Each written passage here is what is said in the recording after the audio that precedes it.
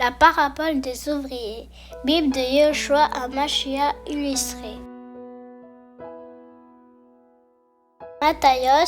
Matthieu 21 à 16.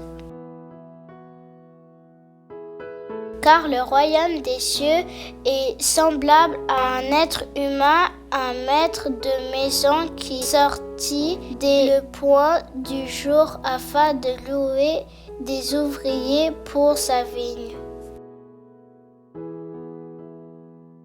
Et s'étant mis d'accord avec les ouvriers pour un denier par jour, il les envoya à sa vigne.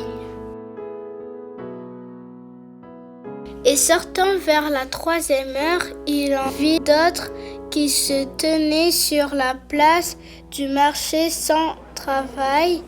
Il leur dit: allez aussi à ma vigne et je vous donnerai ce qui sera juste. Et ils y allèrent. Et il sortit de nouveau vers la 6e heure et vers la 9e, et il fit de même. Et étant sorti vers la 11e heure, il en trouva d'autres qui se tenaient là sans travail et leur dit: pourquoi vous tenez-vous ici toute la journée sans travail? Ils lui disent: parce que personne nous a loués. Et il leur dit: allez-vous aussi à ma vigne et vous recevrez ce qui sera juste. Et le soir étant venu, le maître de la vigne dit à son intendant: appelle les ouvriers et paye-leur le salaire, en commençant depuis les derniers jusqu'aux premiers. Venez recevoir votre salaire, ouvriers. Et ceux qui avaient été loués vers la 11e heure vinrent et reçurent chacun un denier. Mais quand les premiers furent venus, ils pensèrent qu'ils recevraient davantage, mais ils reçurent aussi chacun un denier, et l'ayant reçu, ils murmuraient contre le maître de maison en disant: Ces derniers n'ont travaillé qu'1 heure, et tu les as fait égaux à nous qui avons porté le fardeau du jour et de la chaleur.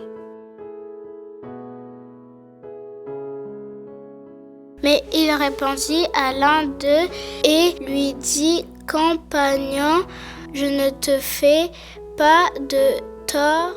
N'es-tu pas tombé d'accord avec moi pour un denier? Prends ce qui est à toi et va-t'en.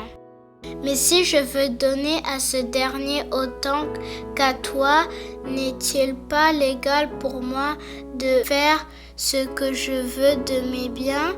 Ton œil est-il mauvais parce que moi je suis bon? Ainsi les derniers seront les premiers et les premiers les derniers, car il y a beaucoup d'appelés mais peu d'élus.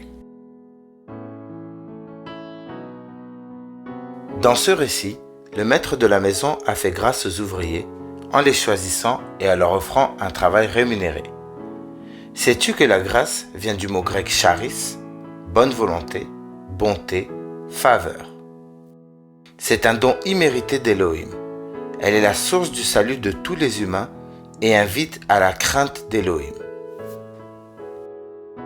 La grâce est venue par Yehoshua HaMashiach et fut révélée au travers de l'œuvre parfaite de la croix.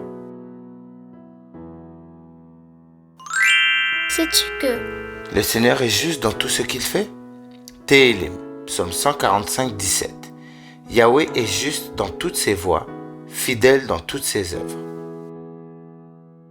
Le mot juste vient de l'hébreu tzedek, droiture, exactitude, conforme, ou encore tzadik, juste, exact, innocent, et du grec dikaiosune, la condition acceptable par Elohim, ou intégrité, vertu, pureté de vie, droiture.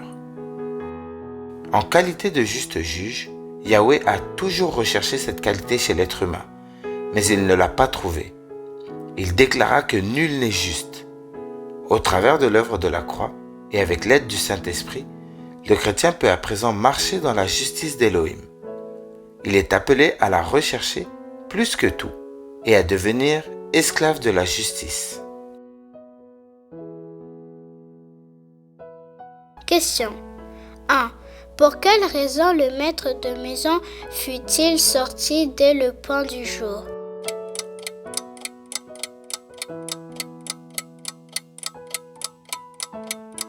Deux. Pour quel salaire les premiers ouvriers se sont-ils mis d'accord avec le maître de maison?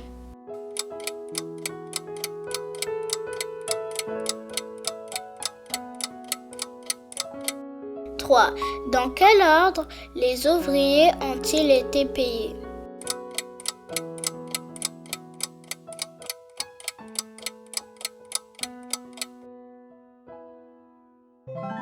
Réponse 1.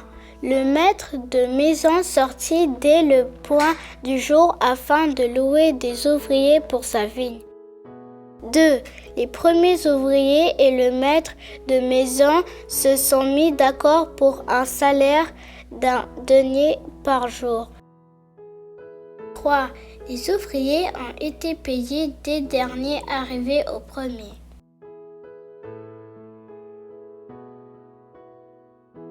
Ce passage nous parle d'un maître de maison, le Seigneur Yahushua, qui appela ses ouvriers à des moments différents et les rémunéra selon sa justice.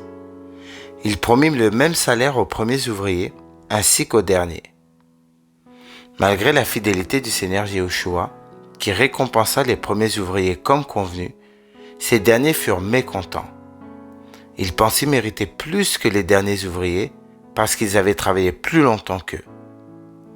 Tout est grâce en Yahweh.